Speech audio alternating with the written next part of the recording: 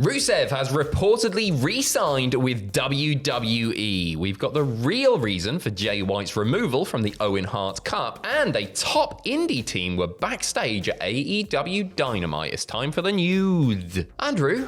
Yes? What day is it? Hey, it's only bloody Thursday, No, Adam. no! It's RUSEV Day!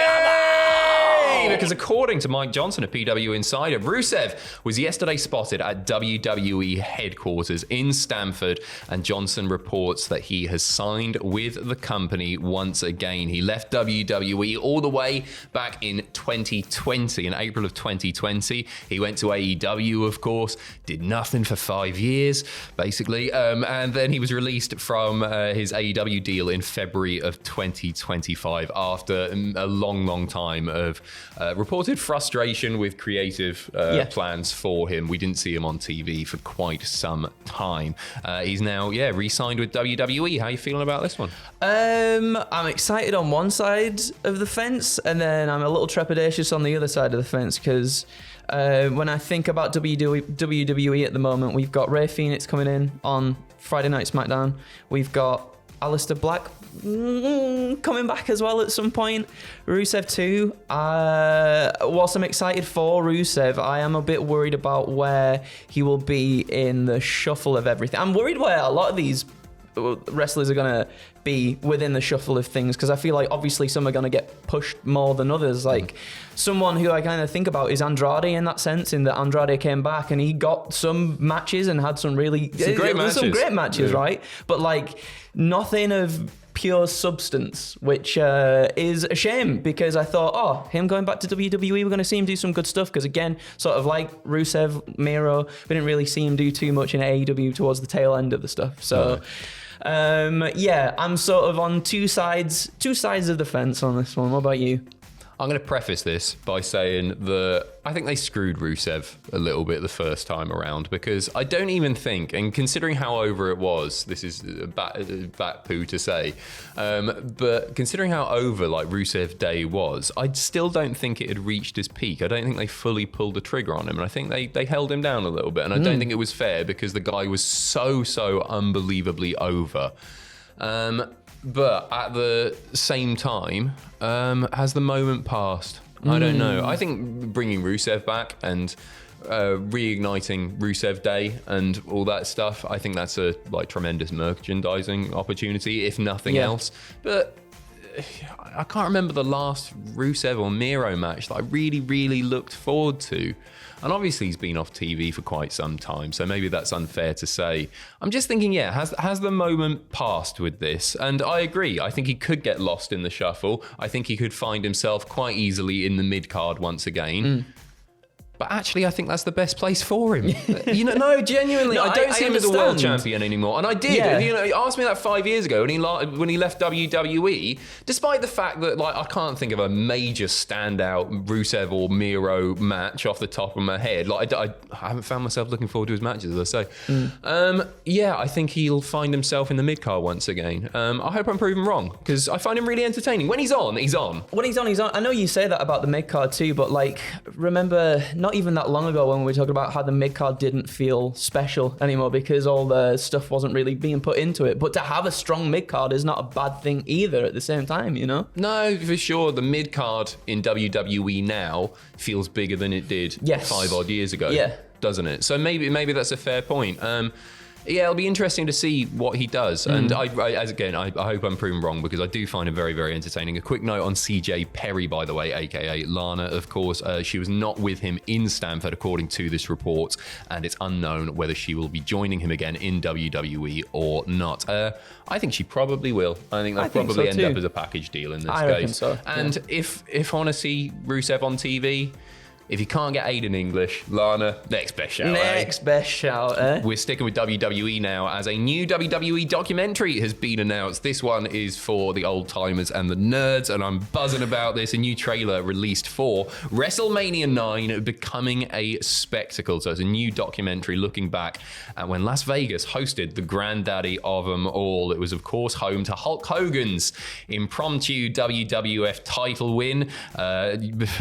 Bret Hart versus Yokozuna. We all know how it played out. Terry comes out, human hot dog, Salt in the eyes. Hogan's the new champion. Cheers, Brett. I'll pay you back one day. I can't wait to see this. It's premiering exclusively on Peacock on April the 11th. I'm sure you'll be able to find it if you don't have access to Peacock. It's actually, growing up watching that show, it's one of the ones that we had on VHS, and I loved it. And you look back now and it's dreadful. You don't realise that stuff as a kid, do you? No, of course you don't. Like, it's just fun. I love the aesthetic of the whole thing. I think it's a really tremendously fun show to watch visually.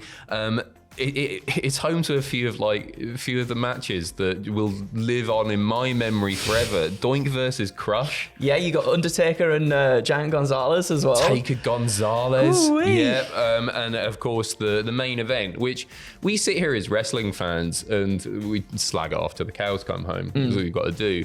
Loved it as a kid. Yeah, well, I mean, at that point, Brett went on to be like my favourite of the late 90s, but at that point, I was a Hogan guy, so I was buzzing, and Bret Hart seemed chuffed at ringside. Yeah, go for it, Terry, go on.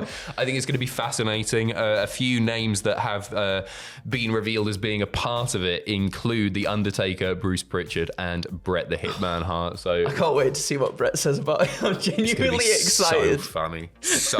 So keep an eye out for that one. Switching over to AEW now. On last night's Dynamite, it was revealed that Switchblade Jay White was injured, which we didn't know was kayfabe or not, due to an attack from the Death Riders, and as a result, he would be out of the Owen Hart Foundation Memorial Cup.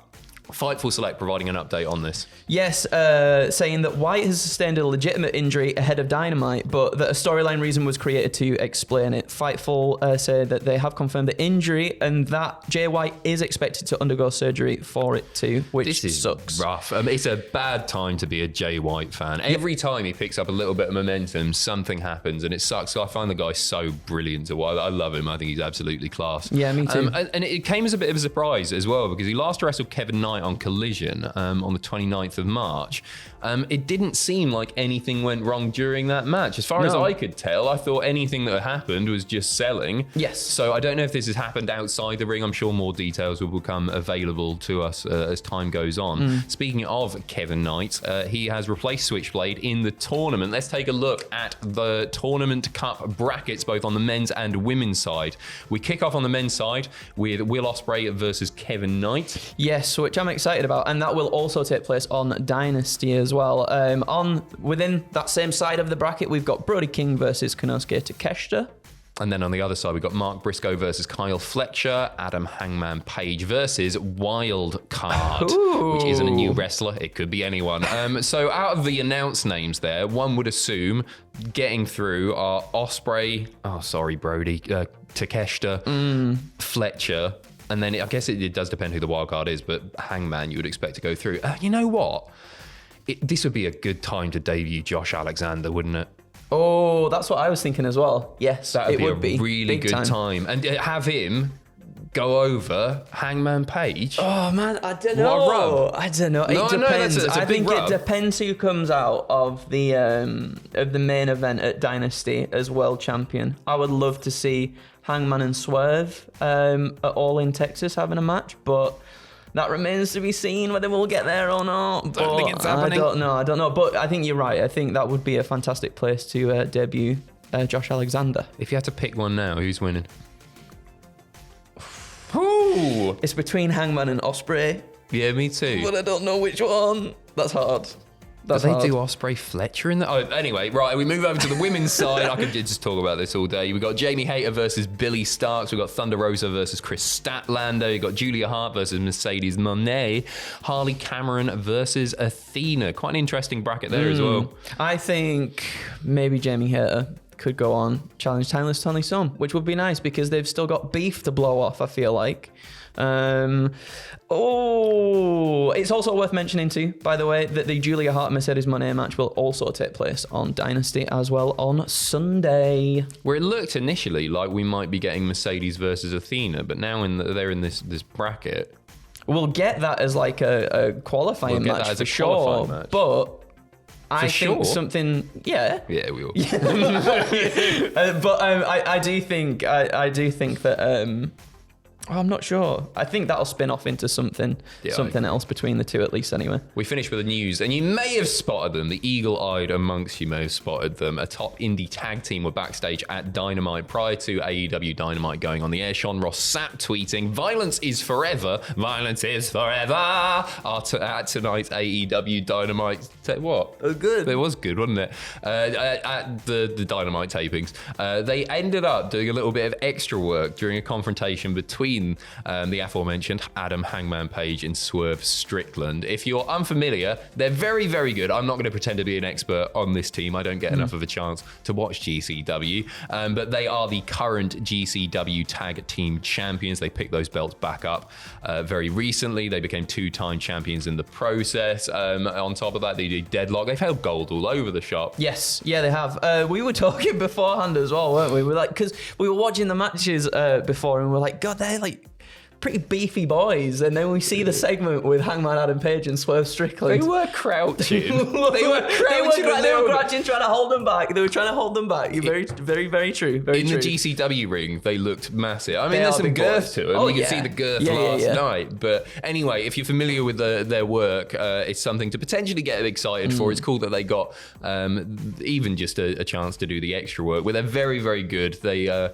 a great team. They're a great team. So go and have a look at some of their stuff. There's loads on YouTube if you want to check them out. Thank you very, very much. You can watch pictures for this weekend's AEW show right now. That's on the channel. We got predictions with Sam and Ross coming up this evening.